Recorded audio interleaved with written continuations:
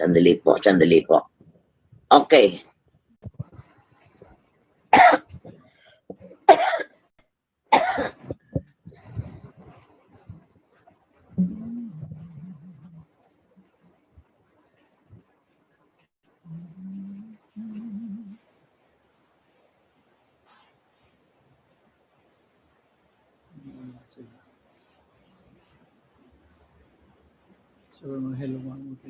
Nay, naririnig mo po?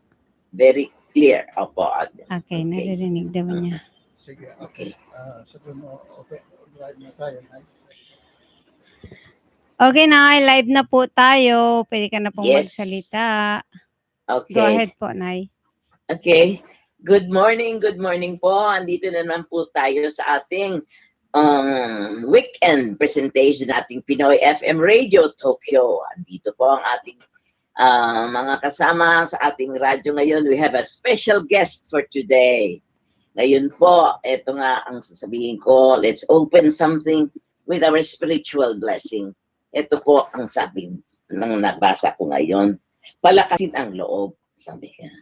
It is from, galing sa 1 Thessalonica, chapter 5, verses 9 to 28.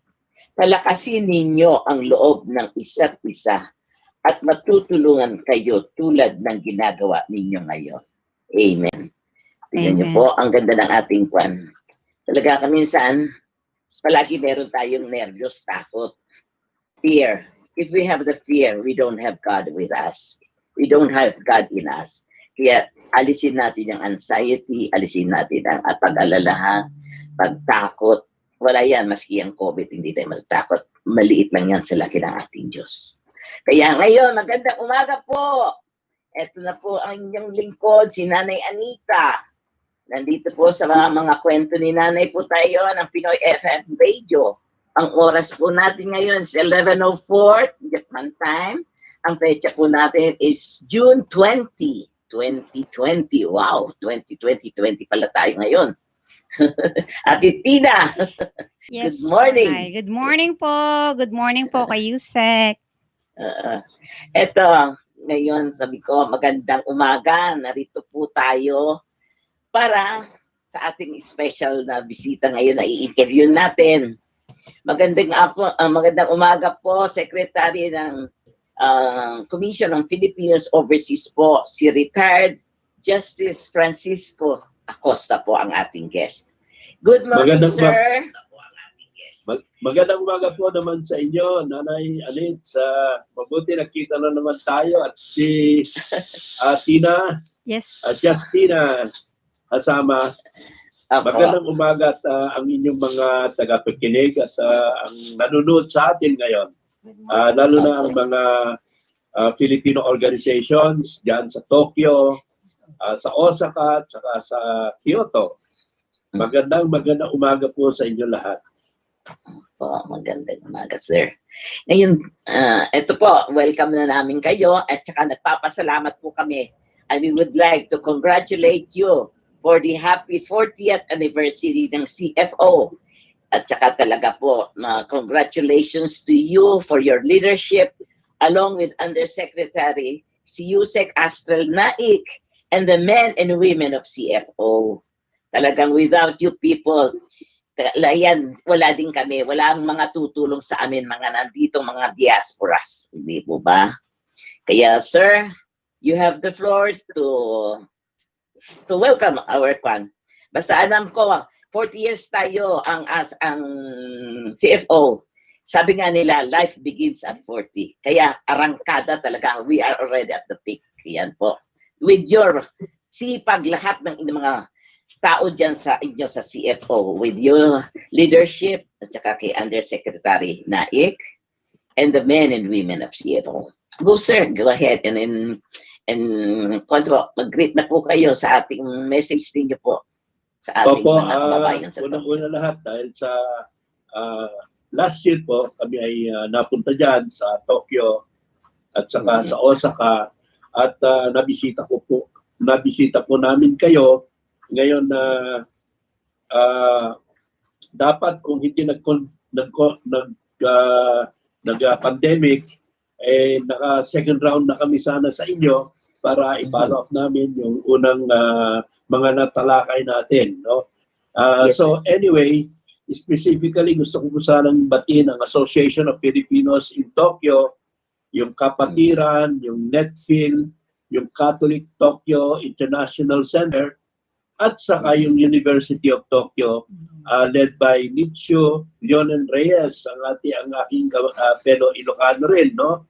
And of Yes. course, ang castle ni Nanay Nitz Anita, who is also a presidential awardee natin, ano, dito sa yung Gawad Pangulo na ginagawad natin every other year.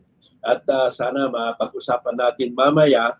At ang ating ibang mga kababayan dyan sa Kyoto, yung Kyoto Pag-asa Filipino Community, yung Mother Faith Connection Kyoto, yung Nanbu Chico International Communities, si Sister Nida Idelible, no? At chairperson na Andrea Cabalya at Professor Ruth Carlos. At the other presidential awardees natin, si Miss Marie Bernabe Nihey at si Professor Wako Sato. Ay, kumusta po kayo lahat dyan? Kuya Rico, na-interview nga ako last time nung nandyan ako sa Tokyo last year.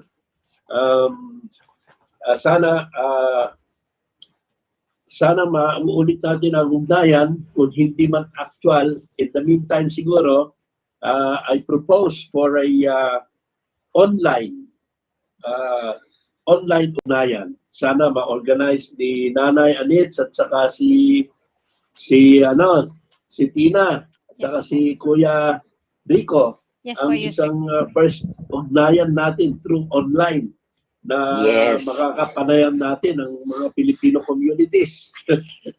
Virtual. Maganda po. At ako'y nagpapasalamat sa inyong lahat. Without you, we will not be able to fulfill our mandate of engaging with our constituents, which are, we're a clientele, which are the Filipinos overseas. No? Kayo lang po ang aming link with our Filipino communities dahil wala naman kaming permanent post dyan. Pero naghihintay pa kami ng volunteer kasi ngayon we are organizing our core of honorary envoys. No? Honorary envoys. Itong honorary envoys ay yung mga Pilipino na magbabagandang loob na magsisilbi sa atin gratis sa Tamore. Wala bayad dahil wala kaming budget ngayon, no? Pero hopefully in the near future we will be having permanent envoys abroad.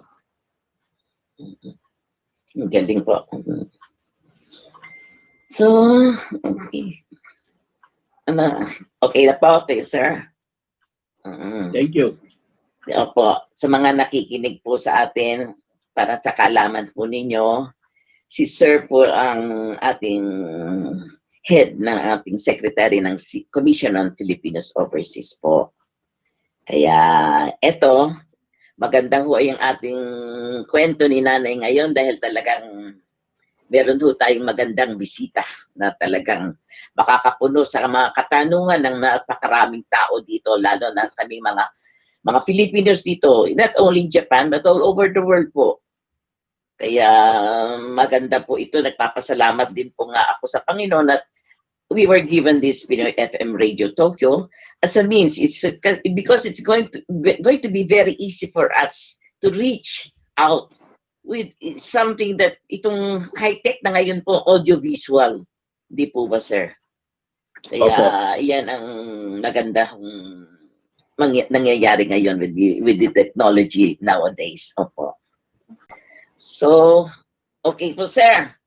Pwede na po ako bang konting nagtanong sa inyo para at least marinig naman ng ating mga kababayan dito tsaka yung mga hindi nakakaalam sa atin ng what is the Commission on Filipinos Overseas po, sir? Ng sitwasyon sa Pilipinas Opo, ngayon. ang nag-umpisa po yung commission na yun. Nung namasyal ang ating dating Pangulong Ferdinand Marcos at pumunta sa Hawaii para bisitahin ng mga kailyan natin, mga kababayan natin, no, na Ilocanos. Ay, well, opo. Maraming Ilocano migrants sa Hawaii. Ngayon, nung bumisita siya, ang na ilapit sa kanya ng mga Ilocano ay bakit daw meron yung mga contract workers, merong nangangasiwa sa kanila, nag-oversee ka sa kanilang government agency, no? Yung POEA, yung Department of Labor, sila nangangasiwa sa mga OFW, yung mga contract workers. Ngayon, yung mga kababayan natin doon ay hindi na contract workers dahil nandoon sila not because of a contract of employment, pero because they're already permanent migrants na sila doon. Doon na sila permanenteng nakatira. May mga naging American citizens na, may mga nandoon dahil sa family reunification at naging citizens na rin sila. So sabi nila, pwede bang magtayo kayo ng isang ahensya para sa ngayon dedicated naman solely for the permanent migrants. Yun na nga nangyari at batas pambansa bilang 79 created the Commission on Filipino Overseas on June 16, 2018. Kaya 40 years so kami ngayon. Ito ngayon. Yan, 40 years kami ngayon. At we were tasked to advise the President and Congress on policies that would work to the advantage and interest of Filipino migrants abroad. No? At bukod dito, naatasan din kami na mag-formulate at mag-implement ng mga programs para sa ikabubuti ng mga permanent migrants sa overseas.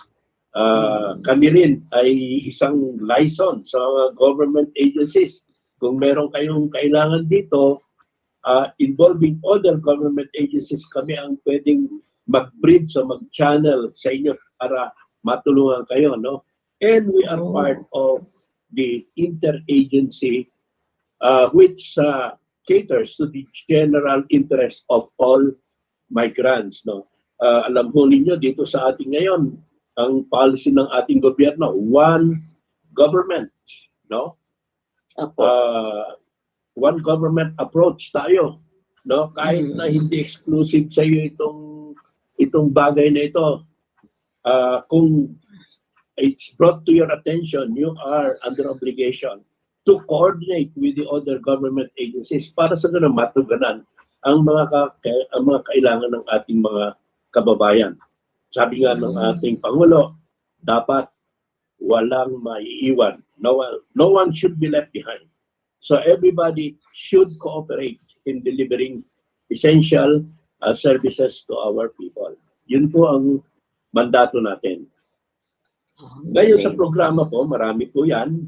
And we have our Gawad Pangulo Award. No?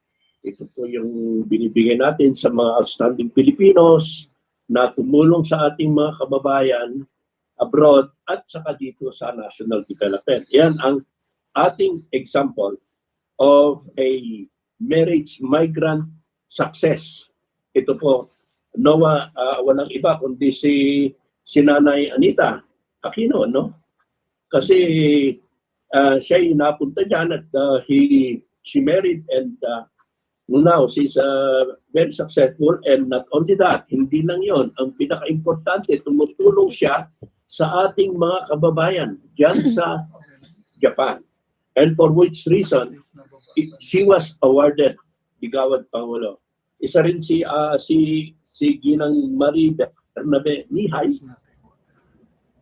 and Professor Waco Asato. Kasi kahit foreigner o foreign organization ay kinikilala natin at binibigyan natin ng acknowledgement and appreciation pagka tumulong siya sa ating kapwa Pilipino dyan sa Japan o kaya tumulong dito sa national development. Ito pong award na ito is no less than the President ang nagbibigay po itong award na ito. And last year, nabigyan po namin ng free transportation and free accommodation +1 ang ating mga awardees. Kaya ngayon po, ito po ang Gawad Pangulo ay isa sa very successful way of engaging our Filipino communities abroad. And I take this opportunity to announce and inform the Filipino communities abroad that the Gawad Pangulo nominees extension up to ang deadline natin ngayon because of COVID na extend natin ng December. So instead na December ang awarding, the awarding will be first quarter of next year. And it will also be in Malacanang. And we're hoping that marami tayong awards ngayon dito. Alam mo, marami tayong outstanding Filipinos ngayon. And we would like to give awards also sa mga frontliners natin, yung mga ating mga kababayan na sila ngayon ang nandyan sa frontline na tumutulong sa paggaling ng mga pasyente at marami na rin sa kanila ang medyo na-infect at of course they passed away. And these are our modern day latest heroes, the fallen but not forgotten. And will forever be remembered itong ating mga frontliners na tumutulong sa pag-combat ng COVID. At ito'y international po, no? From Europe to America, everywhere you will find a Filipino physician, a nurse, or healthcare provider taking care of the patients, the pandemic patients. At bukod dito, marami po tayong if you will allow me, I can continue. Kasi meron din tayo in order to reach for the second generation. No? Kasi dapat yung second generation of Filipinos ay nalaman din nila ang ating mga culture and tradition, no? Alam namin na mga Pilipino somehow pinapadala yung mga anak nila rito, nagbabakasyon, pero itong we designate as the youth leaders in diaspora. We invite and we organize a group of Filipino youths na nakatira na sa abroad, no? Halimbawa sa Japan. Para pumunta dito sa Philippines for a brief period of immersion para ma-expose sila sa mga customs, traditions natin and the Filipino way of life. This program has also been going on for some time and we are planning to expand it because we found and we saw that it's very successful. Marami sa ating mga bumisita rito, mga youth, gusto nilang bumalik. Ngayon, yung mga nakapunta na rito, sila na nga ngayon ang naghihikayat at nag-o-organize ng mga kapwa nilang youth abroad para sa ganon ay bumisita at avail of the program. We can discuss the program at length if and when we have another forum. And then we have another program which we call Link Upin. Ito po naman, kasi marami sa ating kababayan gustong makatulong sa ating mga komunidad dito sa Philippines. Maybe they would like to give scholars or to give donations for infrastructure projects like schoolhouses or school buildings, or maybe healthcare clinic, no, or sanitation facilities, no. Yeah, we act as channels, and because of our track record in handling this kind of assistance, marami rin naman ang tumutulong sa atin. And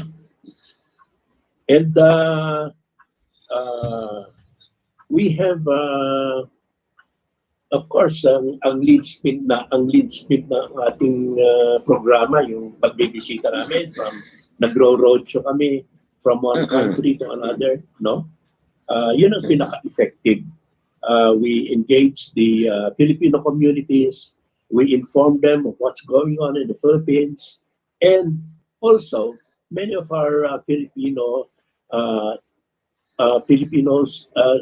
are not fully apprised of what are their opportunities here in the Philippines, and also the rights and privileges of their children who are dual citizens. Yes. Opo. Galing. Mabuti po yung mga katanungan ko, talagang at least broad na dahan-dahan yun ang nasabi. Yung mga gusto naming tanungin, marami kaming hindi alam lahat ng mga kababayan natin about CFO, what you are doing, di po ba, yung mga natin. Kaya mabuti ho, maliwanag po yung sinabi nyo, ang dami kayong natakot. Like yung functions natin. Meron pa, may isang importante pala, at kami nasa forefront ng the campaign against human trafficking. Meron po, ang ating gobyerno ngayon ay meron yung tinatawag Interagency Council Against Human Trafficking, no, IACAT, no. At dito, it's composed of the Department of Justice, yan ang chairman, Department of Health, Department of local governments, interior and local governments, yung PCOO, yung Department of Health, nandyan yung NBI, nandyan yung immigration, no, at sumasali rin yung mga NGOs. This is an interagency to fight human trafficking. Kasi itong human trafficking ko napakalawak na ngayon, and marami nung silang style. There are many modes of committing human trafficking. It's a big business. That's why it's now a big syndicate, no? And it's an international crime ngayon. Ngayon, ang CFO ngayon ay nangunguna sa ADVOCOM, or the Advocacy and Communication Committee of the IACAT. At kami po ang nag-ooperate ng hotline 1343, no? Ito po ang 24/7 hotline na pwedeng i-report ang any case or any suspected case of human trafficking. Para sa ganon, ma-prevent natin, masugpo natin, at even arrest those who are guilty. Kasi ito talagang very pernicious itong human trafficking na ito.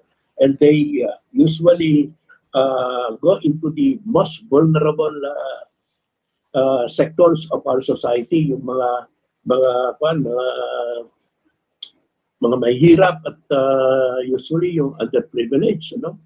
Yung madaling lokohin, madaling ihikayat, ano? Madaling bilhin, short, no? Minsan pati mga nanay, mga parents nila ay nabibili na rin para ibigay na nila yung anak nila kahit na underage, na ibibigay nila, ito, papangasawa sa isang foreigner. Yun naman, hindi talaga asawa ang gagamitin yan. Gagawin lang alipin yung Pilipina. So, knowing that, ang ating gobyerno ay ginagawa lahat para sa ganun, ma-prevent yan. Ngayon, ang CFO also is a member of a coordinating agency, no, to prevent human trafficking, gano'n, no, domestic violence, mga exploitation, ganyan. Kasama rin po ang CFO with other agencies in order to facilitate coordination among agencies. No? Sabi nga, ang katulad na nasabi ko, ang ating gobyerno ay mahilig sa one government approach. Galing. Po. Ang galing po. Ang ganda po. Iyan po ang maraming hindi po namin alam dito. At saka yan ang laking tulong po na maririnig ng ating mga kababayan. Lalo na yung sa human trafficking, rampant po talaga yan. Opo. At dito merong application yan, ha? You can download it, yung para access our 1343, you can download the application. Kahit na nasa abroad ka, pwede kayong mag-report, no? And you can also report it through our Facebook page, our website, no? And our email, yung website namin, yung www.cfo, etc. No? O yung Facebook naman, Commission of Filipinos Overseas, lalabas yan. Nandiyan kami, nasa Facebook. At meron din kaming isang program pa, yung sinasabi namin, Peso Sense. This is ini-improve namin, ano, yung Peso Sense natin. It's a financial literacy, no? Ito, pwede mong gamitin itong programa namin at depending on what appetite you have at anong status mo sa buhay, ano, from a simple migrant or simple worker to a more sophisticated major businessman o successful migrant katulad ni Nanay, no? Meron din kami mga programa para dyan. Yung business opportunities dito sa Pilipinas. As a matter of fact, nung pumunta kami nung last time, pumunta kami sa mainland, USA, we were able to convince many of our Filipino businessman communities, ano, to take a serious look at opportunities dito sa atin. As a matter of fact, a lot of business summits have been scheduled for this year sana, no? Na-postpone lang dahil sa COVID. Meron sanang mga delegations from mainland to come over the Philippines and meet with our Filipino organizations here and see the opportunities. Kasi medyo gumaganda talaga ang ating negosyo. But of course, because of this worldwide pandemic, everybody has been affected. Medyo nag-slow down ng konti ang ating mga negosyo. Pero sa awa ng Diyos, we will be able to survive this, no? I hope sooner than later. Yes po. Hindi makukuha po ng panalangin po talaga, sir. Okay po. Maganda yun. Ang dami naming natutunan dyan sa mga sinabi nyo. Pero sir, itong isang tanong ko po is, total andyan na, nasagutan man na natin. Kasi we don't really know the difference of what is the CFO. Let's say, kasi ang alam namin nga, yun. Pero you have touched it already kanina, kaya I don't have to ask you anymore kung ano yung difference natin ng OWA, kasi yan ang alam dito ng mga OFWs natin, kasi is the OWA, POEA, di po ba? Ngayon, they also will know about your CFO now. Kaya mas maganda ho itong naririnig po namin sa inyo ngayon kung ano po yung mga ginagawa ng CFO. Sir, ito pong isang gusto kong tanongin din, kasi paano po yung mga migrants na papunta dito sa Japan ngayon? Narinig ko po may linabas kayo na of course, OFCORS. Yes. Yun. Yes, Opo. yes. Yes, Can you give us a bit of information about this? Paano po magre-register yung mga PDOs sa inyo po? Opo, kasi ang CFO, isang mandato nito is to register permanent migrants going living for abroad, no? And also to give them what we call the pre-departure orientation seminar, where we inform the migrant of the domestic laws and the immigration laws of the other country, where we inform them about some of the customs, the basic customs and traditions, so that information which would be necessary for them, when they arrive in their country of destination. No? Ngayon, we do that face to face. But because of the pandemic, alam naman niyo, everybody is very aware of the protocol to prevent infection and the spread of the disease. No. So what we're doing now is we have the online orientation, no, and registration and even payment, no. Para sa ganun, mapapabilis din yan. Of course, we sacrifice a little bit on the efficiency, but nonetheless, it is dictated by the exigency of the prevailing situation na online muna.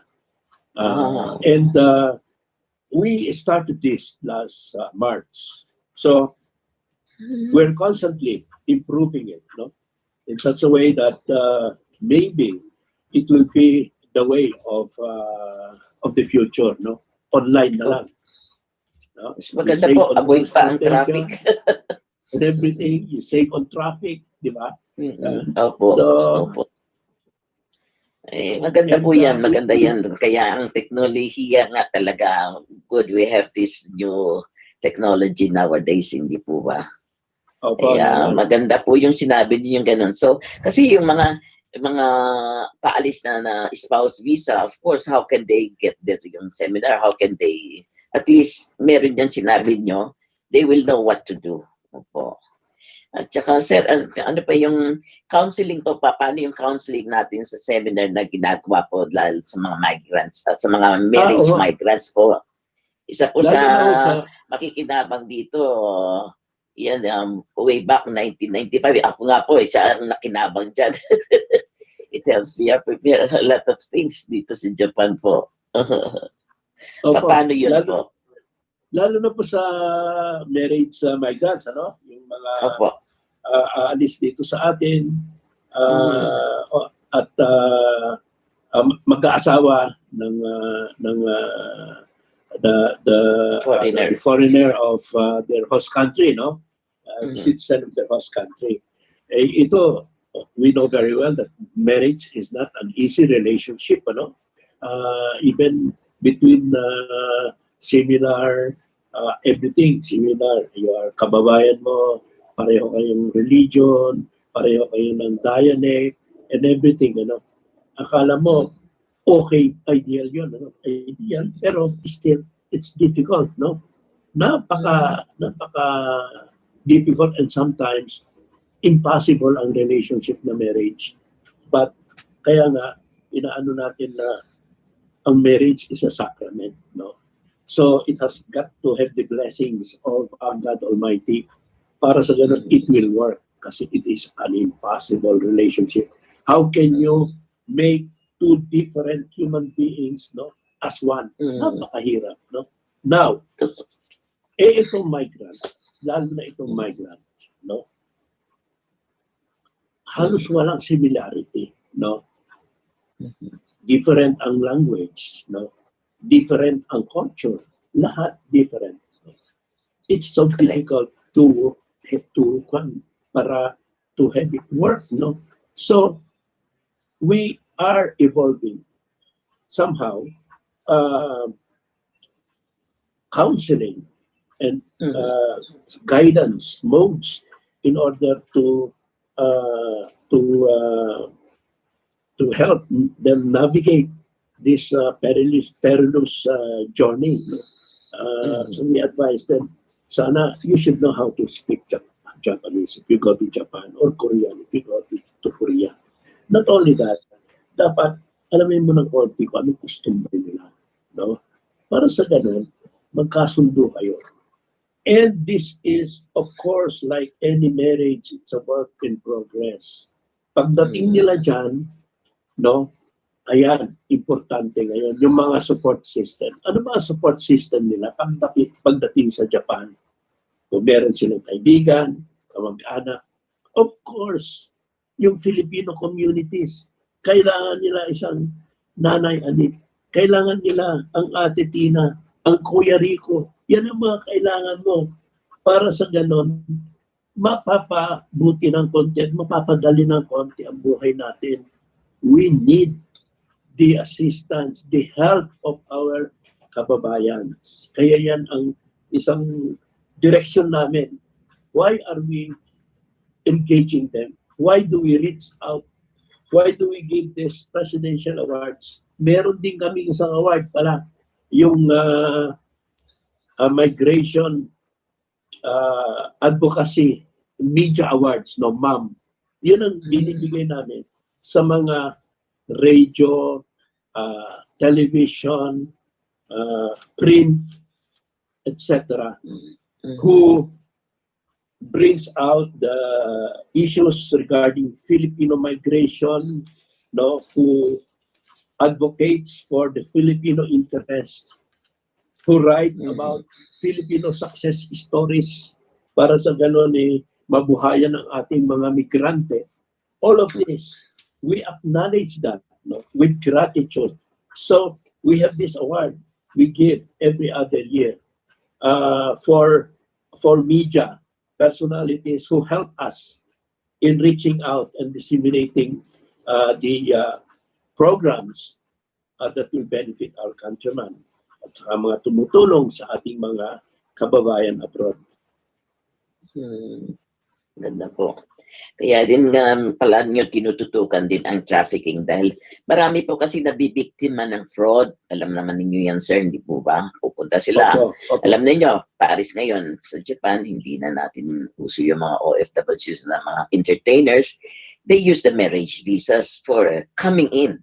So how can you apprehend these people? Because they have the right documents with them. They have the right legal po lahat ang dokumentong dala nila for marrying. Pagdating dito, ayun, iba na. Di ho ba? Yan ang maraming dumaan din cases sa amin. Mahirap po talagang ano. So, ang ano lang namin, monitor namin yung mga cases, no? So that we are aware of all of these schemes, no? Yung ginagamit nilang ano. So that kahit pa, of course, there is no perfect way of avoiding it, no? Lalo na ito consensual. Kasama pati yung biktima, di ba? Pero gayon man, we are trying to do everything we can, no?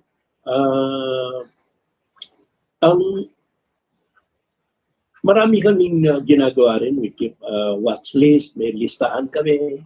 Pagka may reklamo ninyo na ganito-ganito, naka-kon sa amin lahat dyan. We record everything. You give us names, etc. Malalaman namin kung anong pa. So we'll help our explain to our kababayan. Ito, mahirap itong pinapasok na ganito. Kung pa, ito ang gwardiyahan mo. Look, ikaw naman ang number one na makaprotekta sa iyo, at kung hindi man, ibibigay din namin ng mga pwedeng tutulong sa kanila, mga support systems na pwedeng tutulong sa kanila. Kasi kung minsan itong marriage syndicate, minsan yung isang mama, let's say ex, pupunta rin sa Philippines, kunwari pakasalan ng di sabi, pakasalan yung isang kababayan natin. Pagdating dyan, i-divorce. Tapos babalik dito, kukuha na naman ng another Filipina. No? So ito, nagiging negosyo nila yan, no? Pero ang nangyayari, para siyang nagiging recruiter lang, ginagawa yung marriage, pag-recruit siya ng ng ating mga dalaga rito at Mhm. gagawing GRO dyan, gagawing prostitute. No, of course, it's difficult, but we have not only an interagency to fight it, but we have also an international, this is also an international crime. And all countries are in it. No? Trafficking is an international offense. And there is an international cooperation to help in preventing trafficking. Mhm. Ay, naku sir, marami po kaming natutunan. Opo, tsaka alam ko, yung mga nakikinig din sa atin, it is very, something that's very broad po ang learning na nakuha namin ngayon.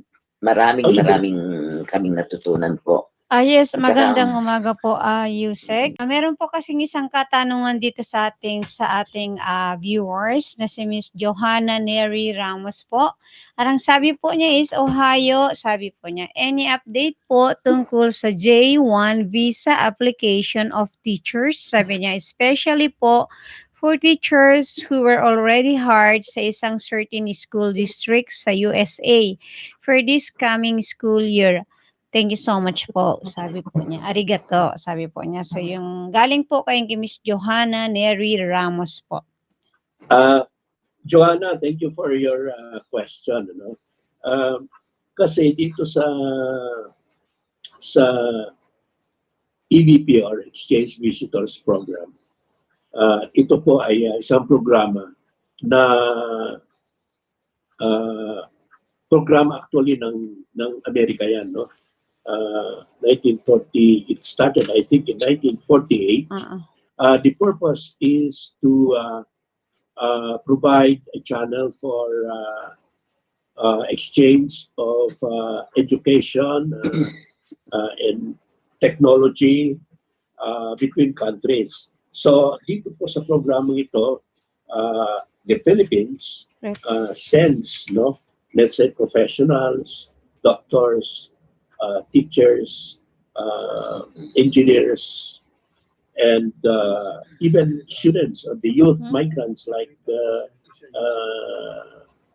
trainees, no, student trainees, or what they call summer work and travel. Mga estudyante na pupunta ron, magtatrabaho during summer, and have enough allowance to travel along the United States. Mga ganun, no? Ngayon, I'll just say this, that recently, marami tayong participants ng EVP. Ito yung mga students and trainees that went to the United States, no, na napabalik prematurely because of the COVID. No? Karamihan to yung sa hospitality industry. Yung mga pumunta ron to train in hotels and in restaurants. Nung mag-COVID, hindi nila na itong mga host businesses were not able to support the business. Terminated yung nila, yung stay nila doon at pinauwi.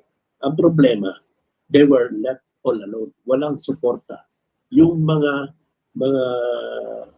sponsors nila did not give support, so they have to come back here. At pagpunta naman dito, na-stranded sila dahil sa COVID, no? And we, the CFO, took it as their mandate to take care of them. We provided their accommodation and their food, their care, and medical care until they reach, no, their hometown. Hindi naman masyadong marami, hindi ka 12 OFW to, no? But pero marami rin, we have more than 200, and other kokonti na lang naiwan. Siguro meron na lang mga 7 o 8, pero we have more, we're expecting more coming. Ngayon, as far as the teachers are concerned, no? Ganito po. When we were there last year, we went to meet. We met many J1 teachers. I think we met some in Korea, and even in Japan.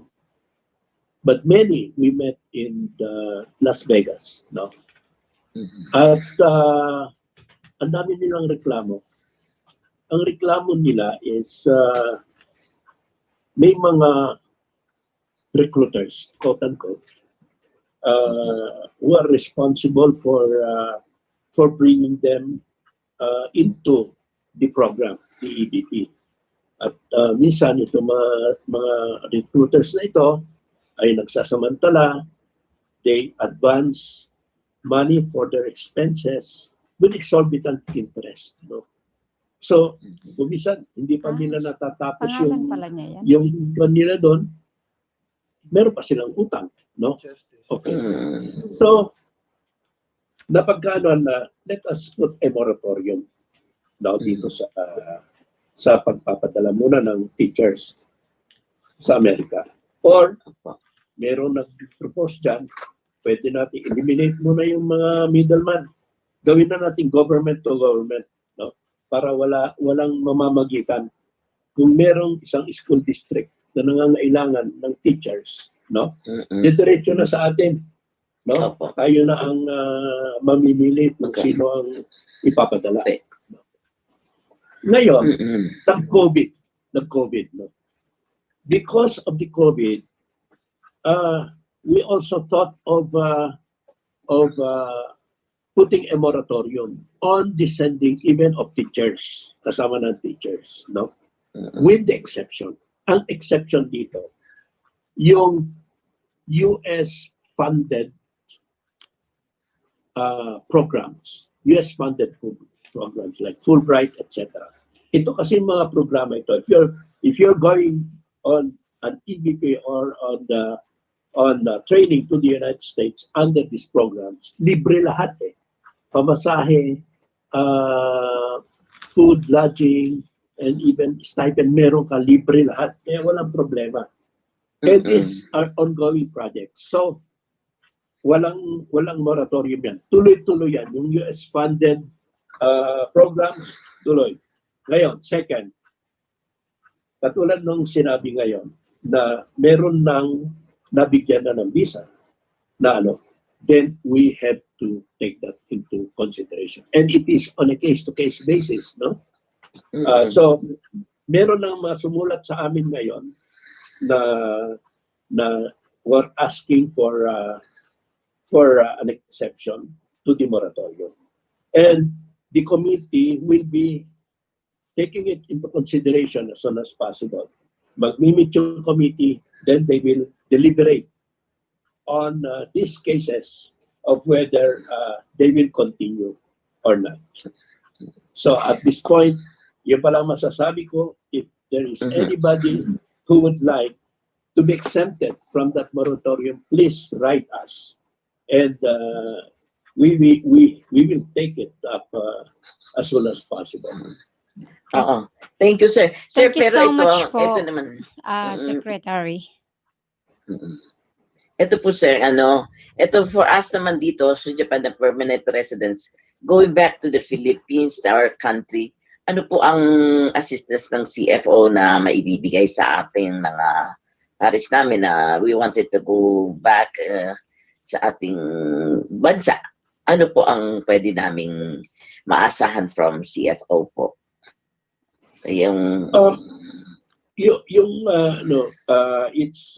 It's migrant, no? Migrants is on purpose in a unique situation. But okay, if you need our assistance, no? As I have said, you can get in touch with us with our Facebook account, our website, or our email, no? And I'm assuring you that we will respond immediately. Yes.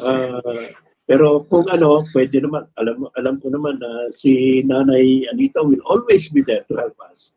No? Ay, opo. Gladly po, sir. Ito nga po Mhm. yan. Yung sabi ka nga ninyo na ito, kasi ang maraming concern yung quarantine. Can CFO assist these Filipinos, migrants, who is planning to travel back in our country? Yun po lang ang Ganito question muna, na. no? Nanay, no? Kasi Opo. ngayon, ang ginagawa natin ngayon, yung mga emergency situations muna. No? Ay, I So, see. Opo. So, kung hindi naman masyadong emergency yung travel ninyo, no? Huwag muna. Our advice is, wag na muna ngayon. No? Kasi, Yes. we're going to help you, why not? But, you see, we're very busy right now, no? Everybody is nasa eye of a storm, no? Kasi itong mga nagdadagsaan na karamihan, ito ngayon ay itong really, it's really a big problem itong mga contract workers natin. It's really a big problem. In the Middle East, kasi dahil dito sa COVID, no? Yung mga businesses sa Saudi o sa Middle East, yung mga malalaking businesses, no? Medyo nagsasara na sila. They are affected. Nung una, ang ano nila, yung no work, no pay muna. They're, di ba, monthly lahat yan. Ngayon, na-affected. No work, no pay. Hanggang sa ngayon, wala na talaga. Nagsarado yung mga establishment.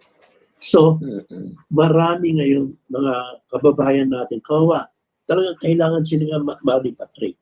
So, we are now putting all our efforts to repatriate them. And alam mo naman, limitation ngayon. Yung mga flights coming from abroad, ilan ba? Limited yan because of the pandemic. Tapos ngayon, nung pagka nagsabay-sabay sila pumunta rito, yung capacity naman natin, no? Kaya ngayon, nagda-divert pa nga tayo ng mga flights sa Cebu at saka mga other international airports natin, no? Para makarating lang lahat ng mga nagdadagsaan na dumarating dito sa atin. And then, pagdating dito, yung domestic flights naman natin, dapat maayos-ayos din natin para sa ganun, mapauwi naman natin sila sa mga probinsya nila. And in between, you have to test our for infection to be sure that they will not be contaminating others. Yan ngayon ang problema natin. So, everybody is doing their best, but talagang because of the emergency at nagdadagsaan yung emergency.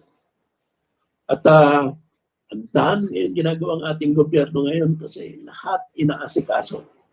Before, alam naman natin na may mga kababayan natin na below the poverty line. Ito, under the 40s, binibigyan na ng allowance ng gobyerno. Now with this pandemic, dumami ngayon, no? Dumami ngayon ang ating problema ng gobyerno. So, but the president was able to meet all of this. No, our finances are well managed. Medyo nakapag-ipon naman tayo ng pera because of government transparency, walang corruption, walang marami tayong pera na nabibigay ngayon dito sa ating mga kababayan because of the emergency. Mga OFW natin dumarating dito, immediately merong presidential allowance, 10,000 pesos. Merong subsidy, no? Ang GSIS at Land Bank, papautang ngayon, open sa loan, and mga benefits to the families and the children, including education and medical, nandyan lahat. So, our government is doing all its best so that it will help our kababayans cope with the emergency. Opo. So, na-mention niyo kanina, sir, yung Link Appeal, di po ba, program? Kasi Opo. there are also Philippine organizations here in Japan that are willing to send their donations to the country to help din, di po ba? Can Yes. CFO provide assistance in expending their donation and sending it, or do CFO have programs that will facilitate the overseas donations? Opo. You can just get in touch with this. Our track record on this is exemplary. Over the years, marami na po kaming na natutulungan. Marami kaming request, and as a matter of fact, a lot of donations pass through us, no? In many areas, no? Sabi ko nga, pwede sa schools, pwede sa education, pwede sa sanitation, no? And other matters, aid, etc. No? Yes. And because of our track record, marami naman na nagtitiwala sa amin na yung mga tulong nila ay makakarating kung saan nila gusto. Opo. Thank you, sir. Opo, at least alam namin, if ever, alam naman ninyo, meron din willing talagang nagbibigay na ng tumutulong po. At least we know already, your answer is sufficient, sir. Talagang nagpapasalamat po kami. At least marami po kaming narinig sa inyo. And first of all, we would like to thank you also. Hindi ko na kayo napasalamatan ng umpisa for accepting our invitation for this interview for the 40th anniversary ng CFO po. Kaya maraming salamat po. Tsaka itong overseas youth natin, hindi pa naalala ninyo, ang first na kinon pa ninyo yung mga youth ng Castle po, hindi po ba? Opo, yung youth ng Inindak Castle, ninyo, yes. nauna na sa Japan yung mga batang yan. Opo. Marami po din ang mga problema natin sa mga JFC children, JFC natin po din dito. So we are also still, andyan po yung focus ko rin, hindi ko dapat, it's not only the JFCs, but even the full-blooded Filipinos, nandyan po ang tulong ko. Kaya maasahan po ninyo ako. Tsaka sir, ito yung role po ng outing overseas youth, di po ba? Di ba, if papanito, we want our children and grandchildren to continue to know the culture and language. Last year, provided po kayo ng sentro, a virtual Centro Rizal hand drive, hindi po ba? Are there any programs related for improving cultural relationships po ba, sir? Yung pong nasabi ko, yung ULEAD, no? ULEAD nga po, ULEAD. Youth Leaders in Diaspora. Yes. I would like to, I start with one in Japan, no? We have started already a lot, and it's an ongoing program. Ngayon, maganda sana kung meron tayong a group, let's say mga kahit na 15 muna, no? 15 age, usually age 15 years old yan. Medyo okay na yan, ano? Very, very conscious na yan, at saka yung absorption capacity, even memory, mataas na yan, no?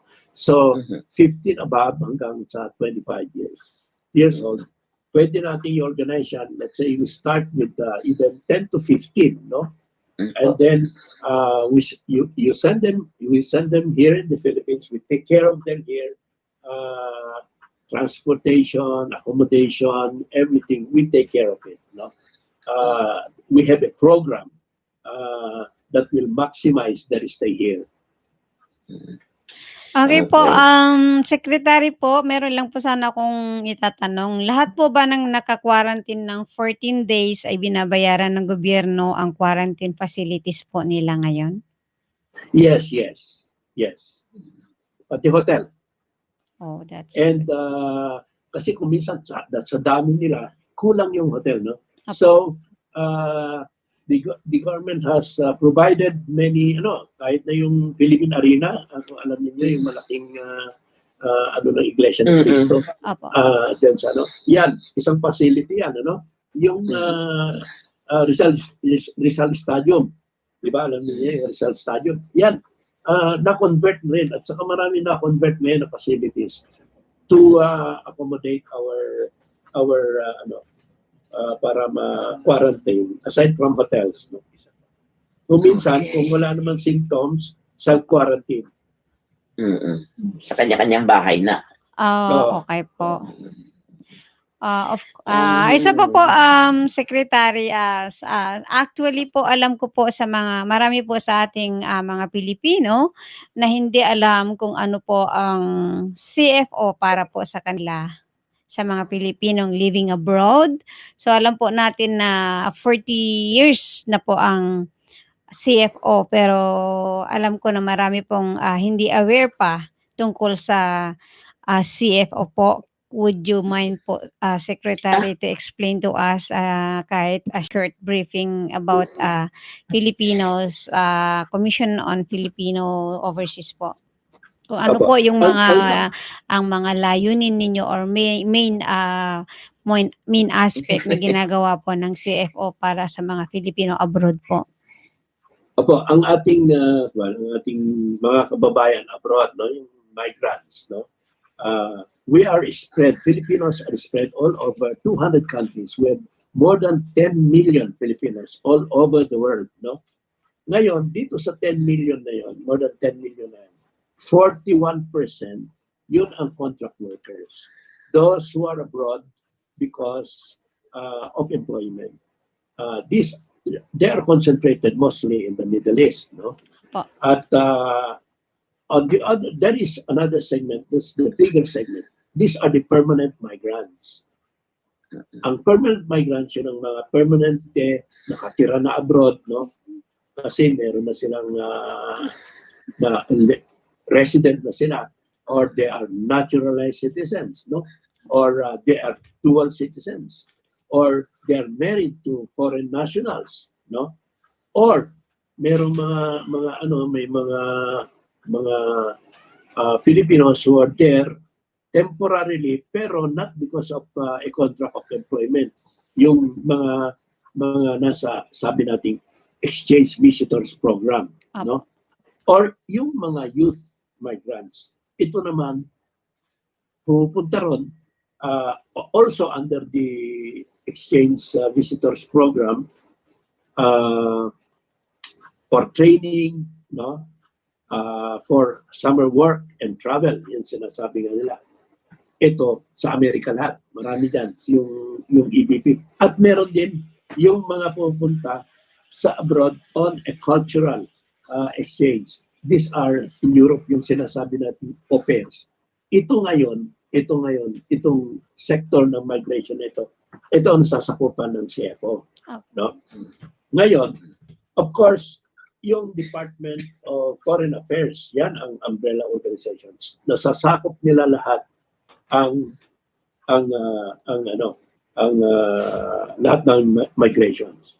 Ngayon sa functions, ang function ng CFO, kami, of course, we are going to promote the interest and welfare of our Filipinos, the migrants. We also provide the training and the assistance necessary for them when they go out, or what we call the PDOS, or the departure orientation seminar.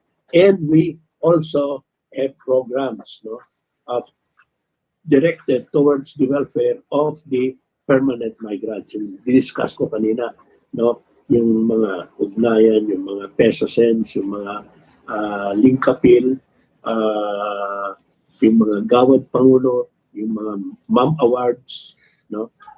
Ang naman, ang POEA, sila ang in charge ng mga contracts and documents. Sila nagpa-process sa mga contract workers natin, ano.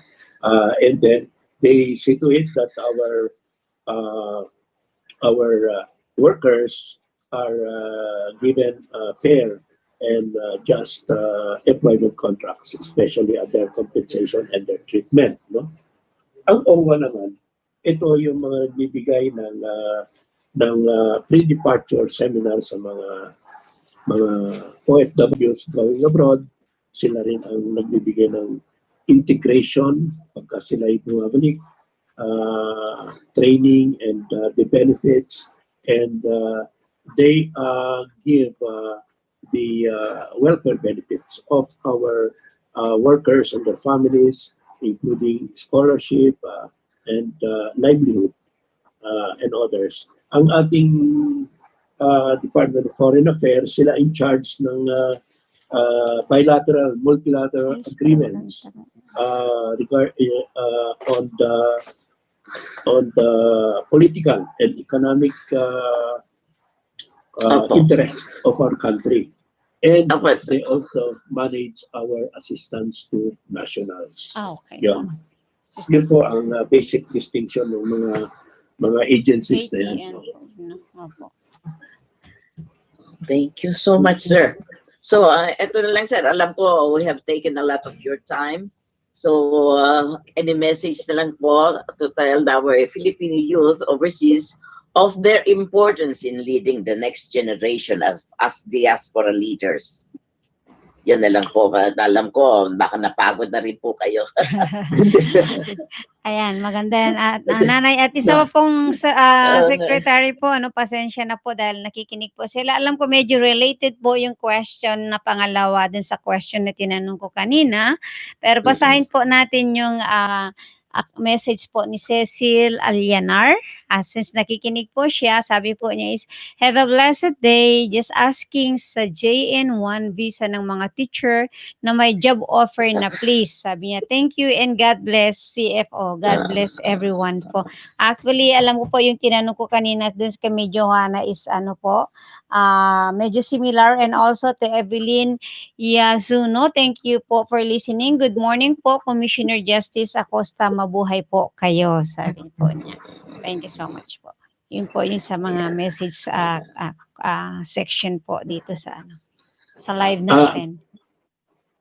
I would like to assure our kababayans that we have your interest at heart. No, if there are restrictions that we are having now on the J1 visa, is because we'd like to see to it, especially our president would like to see to it that our Filipino participants are not taken advantage of, are not exploited, no?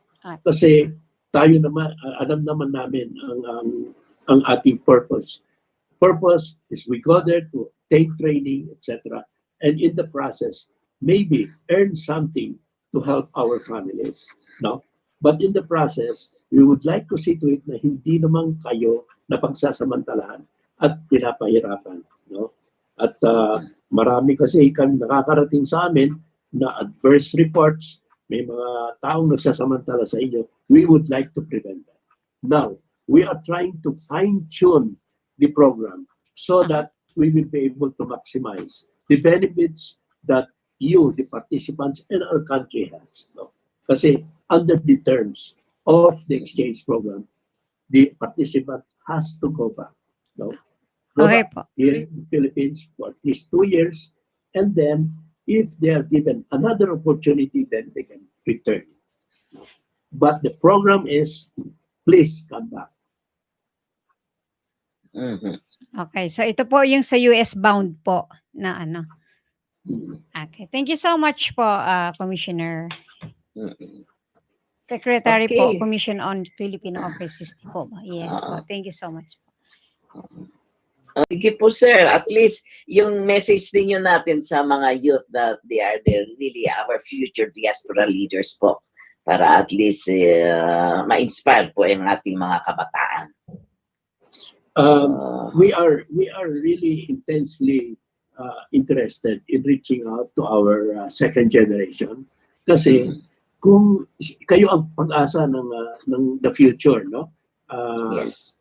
Will you stay as Filipinos, or are you going to risk losing that opportunity of the rights and the privileges of Filipinos? Kasi ngayon, itong second generation, these are the privileged generation because they are citizens both of their host countries and citizens of the Philippines, no? By birth. By birth, you are also a Filipino citizen. So please don't forfeit the rights and privileges of being a Filipino. Continue being so by, please try to maintain your liaison with us. No, don't forget your Philippine heritage. As of now, you have a lot of privileges. Tomorrow, you may be able to enjoy them if and when you decide to come back. No? And when that happens, be sure that we will be here to welcome you with warm hearts and everything, because you are Filipino. Okay, galing po. Sir, okay po. Ang final message na po ninyo for our closing na, kasi para at least hindi naman kayo masyado naming naabala ng gusto. Tsaka, alam nyo na. Now, katulad po ng sinabi ko kanina, no, dahil sa hindi kami makapunta dyan, pwede naman tayo mag-online. So, Yes, sir.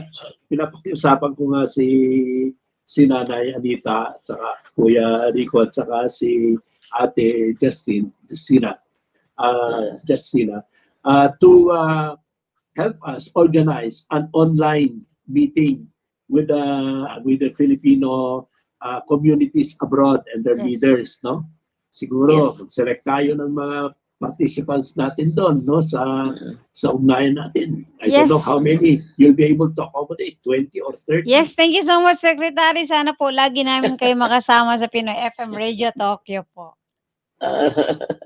It's a very nice weekend po for having your message, and thank you again po. Magpapasalamat po kami sa for our invitation sa inyo, at pinalugan po naman nyo, binigyan po ninyo kami ng inyong oras. Maraming salamat po, and more power. Anytime. But sa ulitin po, anytime. Maraming salamat po, Secretary po, and sa ano po. Ayan, alam ko po yung oras natin is medyo lumampas na po tayo, and but we're so excited na nakasama po namin kayo, Secretary, sir. Kaya, ayan, okay lang na lumampas tayo ng konti. Okay, have a nice day and have a nice weekend po, sir. God bless, and more power po sa inyong lahat. God bless po. God bless. Okay, thank you po. Ayan po. Ayan, binigay na po namin yung susunod na oras na programa, and of course, maraming salamat po sa pagpaunlad ninyo sa Pinoy FM Radio Tokyo po. Okay. Have a nice weekend. So, eto na naman natin, Tina. Maganda naman si Nanay Anita sa mga kwento ni Nanay for a nice weekend. It's a very profitable weekend. We learned a lot of things na dapat natin mapakinggan at malaman. So, thanks God. We have to thank Him because everything is all of God's plan. We didn't plan it. It's not in the right timing, sabihin natin, but it is always at the right time if God plans for it. Kaya maraming salamat po.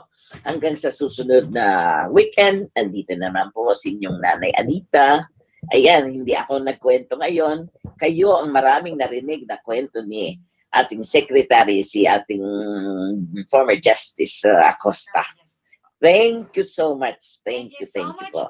Hanggang sa muli, and happy weekend po. Nanay, pasingit po, and to Secretary Acosta, sir.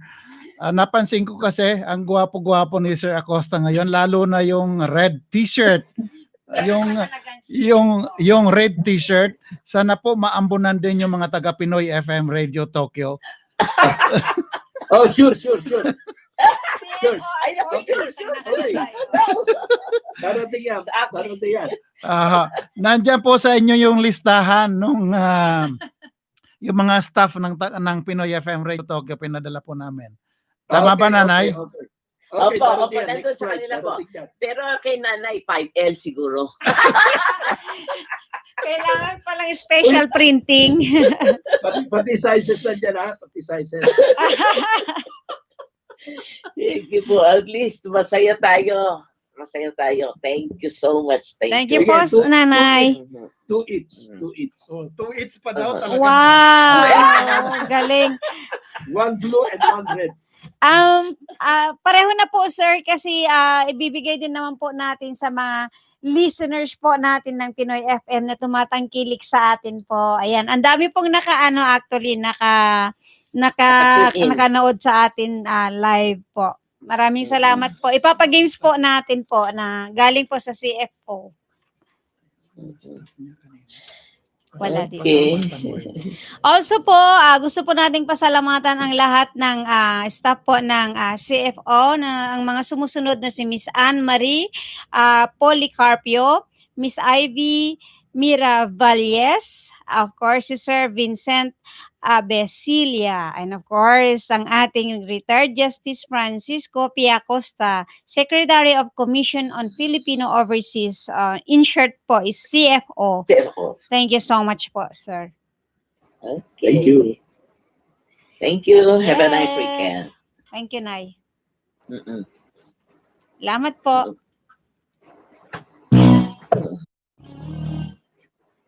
Wala na tayong tugtog ka. Yeah, wala na po. Dire-diretso. Diretso na. Thank you, Ate Tina. Salamat po, Nanay.